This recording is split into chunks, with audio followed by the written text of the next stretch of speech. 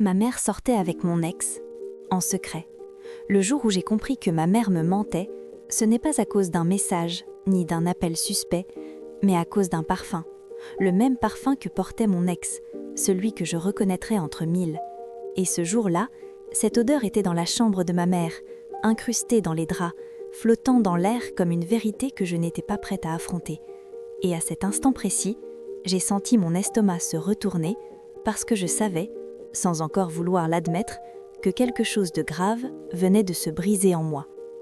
Je m'appelle Élodie, j'avais 29 ans à l'époque.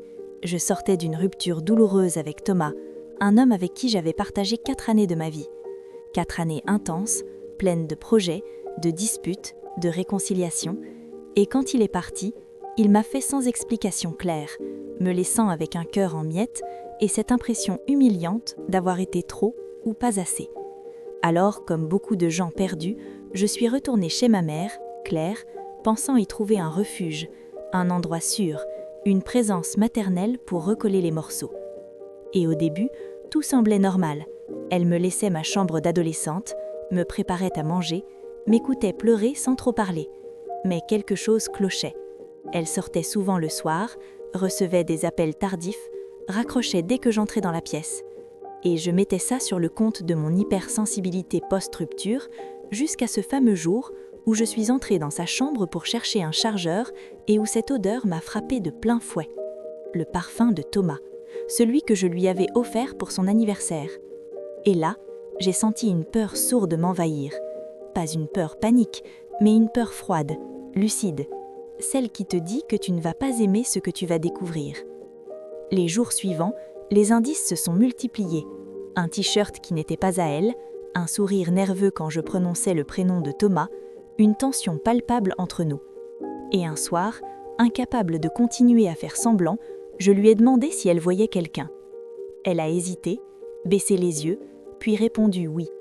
Et à cet instant, j'ai voulu croire que tout allait bien, que c'était une relation banale, jusqu'à ce qu'elle ajoute d'une voix tremblante qu'elle ne voulait pas que je l'apprenne comme ça.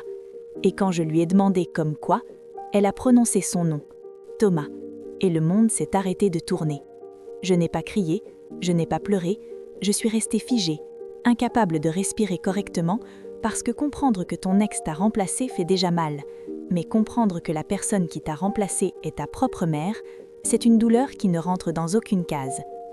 Elle a essayé de m'expliquer que ça avait commencé après notre rupture, qu'ils s'étaient rapprochés par hasard, qu'elle ne l'avait pas voulu, qu'elle était tombée amoureuse sans le prévoir.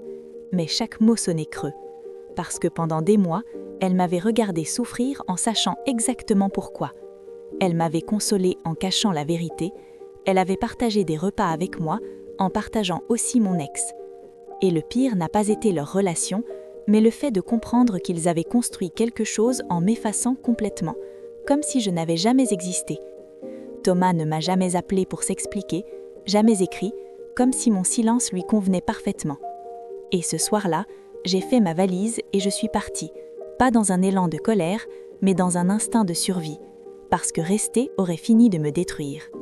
Les semaines suivantes ont été floues, pleines de honte, de colère rentrée, de questions sans réponse. J'ai coupé contact avec ma mère, non pas par vengeance, mais parce que chaque message d'elle me donnait l'impression qu'on arrachait une croûte encore ouverte. Un jour, elle m'a écrit qu'elle m'aimait et qu'elle espérait que je comprendrais un jour. Mais certaines choses ne se comprennent pas. Elles se portent ou elles se quittent. Et aujourd'hui encore, je vis avec cette cicatrice, celle d'avoir perdu un amour et une mère le même jour, mais aussi avec une certitude douloureuse et nécessaire, personne n'a le droit de construire son bonheur sur la destruction de son propre enfant. Si cette histoire t'a choqué, touché, ou si elle t'a rappelé une trahison que tu n'as jamais osé raconter, alors prends une seconde pour liker cette vidéo, abonne-toi à la chaîne et partage ces histoires qui dérangent, parce que parfois, entendre la douleur des autres, c'est la première étape pour ne plus se sentir seul.